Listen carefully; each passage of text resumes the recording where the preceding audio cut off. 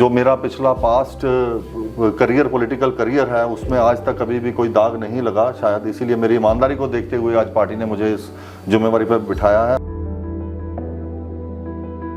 भगवंत मान साहब हैं, उनकी बिल्कुल क्लियर मैसेज है, ज़ीरो टॉलरेंस अगेंस्ट करप्शन। किसी भी कीमत पे करप्शन बर्दाश्त नहीं की जाएगी, वो किसी भी चाहे लेवल पे हो।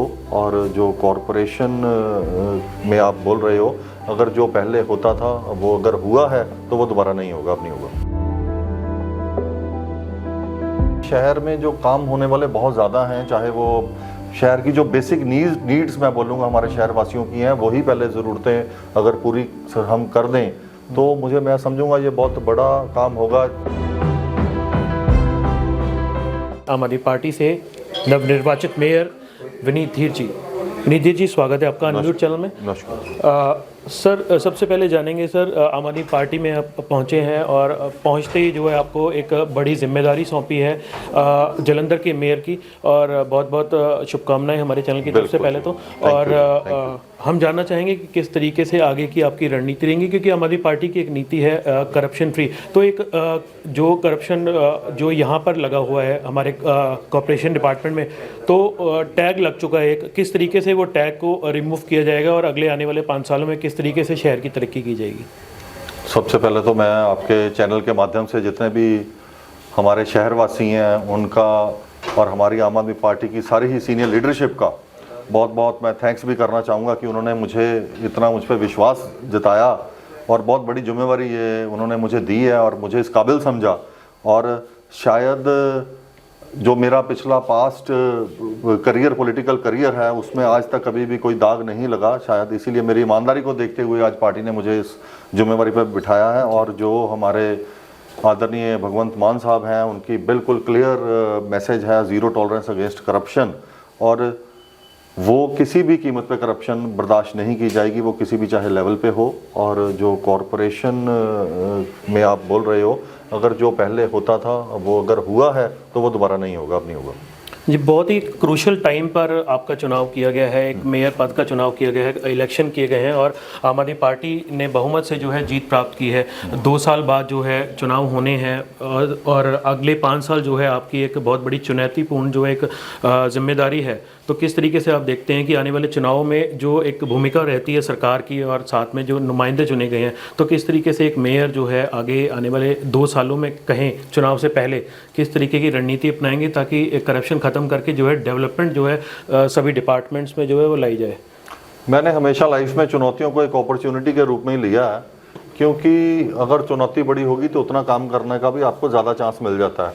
और अभी शहर में जो काम होने वाले बहुत ज़्यादा हैं, चाहे वो शहर की जो बेसिक नीड्स मैं बोलूँगा हमारे शहर वासियों की हैं, वही पहले ज़रूरतें अगर पूरी हम कर दें तो मैं समझूंगा ये बहुत बड़ा काम होगा। चाहे वो सीवरेज की समस्या हमारे शहर में है, गंदे पानी की समस्या, लाइट्स की समस्या है, स्ट्रीट डॉग्स की समस्या है, सड़कों की समस्या है, जिस डिपार्टमेंट का जो काम होगा उसको ईमानदारी से निभाया जाएगा। पहले ऐसे देखा गया है कि मेयर हैं, सीनियर डिप्टी मेयर हैं और डिप्टी मेयर हैं, तो सभी को मिलजुल के काम करना चाहिए। डिपार्टमेंट्स अलग अलग जो विभाग जो बांटे गए हैं, सभी की जिम्मेदारियां जो बांटी होनी चाहिए वो नहीं देखी गई थी। तो इस बार जो है ये सब हो पाएगा कि एक दूसरे के साथ मिलकर काम किया जाएगा कि अपनी अपनी एक जो जिम्मेदारियाँ हैं उनसे भागते हुए नजर आएंगे? हमारे जो पार्षद साथी हैं, हमारे सीनियर डिप्टी मेयर साहब हैं, हमारे डिप्टी मेयर साहब हैं, बिल्कुल उनको साथ लेके हमारे जो MLA साहबान हैं, हल्का इंचार्जेस हैं, और जो अच्छे तरीके से शहर के लिए बेस्ट हो सकता होगा हमारे पार्षद और इवन जो ऑपोजिशन है उनको भी साथ लेकर चलेंगे। जो काम जिसके होने वाले हैं वो कोई काम में कोई कमी नहीं आएगी। शहर की जो दिक्कतें हैं, प्रॉब्लम्स है, सोशल मीडिया का ज़माना है, अक्सर ही इस तरीके की दिक्कतें हैं लगातार सोशल मीडिया पे प्रकाशित होती रहती हैं, चाहे वो मीडिया के चैनल्स के द्वारा हो, चाहे वो लोगों के द्वारा हो, फेसबुक पर या ट्विटर पर कह लें दी जाती हैं जानकारियाँ, तो उसको नज़रअंदाज किया जाता है और जो है कॉर्पोरेशन अपने तरीके से काम करती नज़र आई है। क्या सोशल मीडिया का जो है वीडियोज़ या किसी भी तरीके का प्रकाशित खबर जो है देख के काम किया जाएगा, उनको नज़रअंदाज नहीं किया जाएगा? बिल्कुल नज़रअंदाज नहीं किया जा सकता। सोशल मीडिया एक बहुत बड़ा रोल प्ले करता है शहर की डेवलपमेंट में। अगर कोई प्रॉब्लम कई बार ऑन ग्राउंड है, जो सोशल मीडिया के जो हमारे साथी हैं वो ऑन ग्राउंड देख लेते हैं, कई बार वो समस्याएं कॉर्पोरेशन तक पहुंच ही नहीं पाती। तो अगर कोई ऐसी समस्या किसी के भी कोई ध्यान में आए तो वो ज़रूर चाहे मुझे डायरेक्टली भेज सकता है, हमारे ऑफिशियल्स की ड्यूटी लगाई जाएगी कि जो हमारे साथी हैं जो सोशल मीडिया सारा शहर का देखते हैं, उन अगर वो कोई शहर की तरक्की के लिए कोई सलाह अच्छी दे रहे हैं तो वो मानी जाएगी और वो काम किया जाएगा। तो आम आदमी पार्टी में आप पहुंचे हैं तो उनकी रणनीतियां जो हैं आप पहले से आप जानते हैं, आप पिछले काफ़ी समय से काउंसलर भी रहे हैं और कॉरपोरेशन की तकनीकी को भी जानते हैं, तो किस तरीके से आम आदमी पार्टी की जो पॉलिसीज़ हैं उनको आप फॉलो कर पाएंगे कॉरपोरेशन में, ताकि आगे आने वाले 5 साल जो है जलंधर जो है डेवलपमेंट को देखे और जो रुके हुए काम हैं खासकर स्मार्ट सिटी के, तो किस तरीके से वे पूरे किए जाएंगे? जिस तरह से आपने पिछले 10 सालों में देखा है कि जिस तरह से न्यू दिल्ली डेवलप हुई है, जिस तरह से दिल्ली डेवलप हुई है, वो आम आदमी की अच्छी नीतियां थी और हमारे सुप्रीमो श्री अरविंद केजरीवाल जी की ही अच्छी नीतियां थी कि आज दिल्ली जो दुनिया के जो अच्छे खूबसूरत शहरों में आता है वो उसमें दिल्ली का नाम आता है।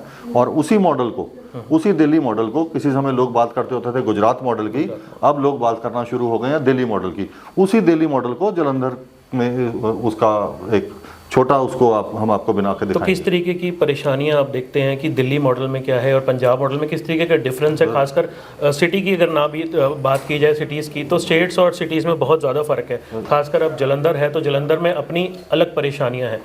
रेवेन्यू जो दिल्ली में जितना आता है वो जलंधर एक बहुत छोटा सा शहर है उसके मुकाबले, पर जहाँ पे रेवेन्यू जनरेट होने की बात आएगी, हर डिपार्टमेंट की जिसकी जो जिम्मेवारी है वो अपना अगर रेवेन्यू पूरा दे तो जितनी की ज़रूरतें जलंधर वासियों की हैं वो मेरा मानना पूरी हो सकती हैं। रेवेन्यू सबसे ज़्यादा मेरे ख्याल से बिल्डिंग डिपार्टमेंट में आता है, तो उसी को लेकर अगर बात की जाए तो काफ़ी करप्शन सामने आ रहा है, चाहे वो लोगों की परेशानियां हों, चाहे इलीगल कॉलोनीज़ हों। तो किस तरीके से आप देखते हैं कि गवर्नमेंट की प्रॉपर्टीज़ को जो है कब्जाया जा रहा है और गवर्नमेंट का जो रेवेन्यू है वो गवर्नमेंट तक नहीं पहुँच पा रहा है, तो कि जो जनता की सुविधाएँ मिलनी चाहिए वो नहीं मिल पा रही हैं? इसको देखते हुए जो रेवेन्यू गवर्नमेंट के हिस्से में आना चाहिए वो गवर्नमेंट के हिस्से में ही आएगा, वो किसी और की जेब में नहीं जाएगा, ये बिल्कुल क्लियर है। तो क्या जनता को क्या मैसेज देना चाहेंगे? जनता को मैं सिर्फ एक ही मैसेज देना चाहूँगा कि हम अपनी जिम्मेवारी ईमानदारी से निभा रहे हैं और निभाएंगे। पब्लिक भी अपनी जिम्मेवारी ईमानदारी से निभाए। ये शहर जितना हमारा है उतना ही पब्लिक का भी है। हम सबकी एक नैतिक जिम्मेवारी बनती है कि हम इस शहर को खूबसूरत बनाएं और आने वाले समय में हो सकता है थोड़ी बहुत सख्ती भी हम लोगों को करनी पड़े। वो सख्ती अगर होगी तो वो केवल शहर की तरक्की के लिए होगी। ये थे हमारे साथ शहर के मेयर विनीत हीर जी, और आगे भी इनसे मुलाकात होती रहेगी और जानते रहेंगे शहर के हालात क्या हैं और किस तरीके से आगे डेवलपमेंट हो रही है। Thank you. बने रहिए हमारे साथ।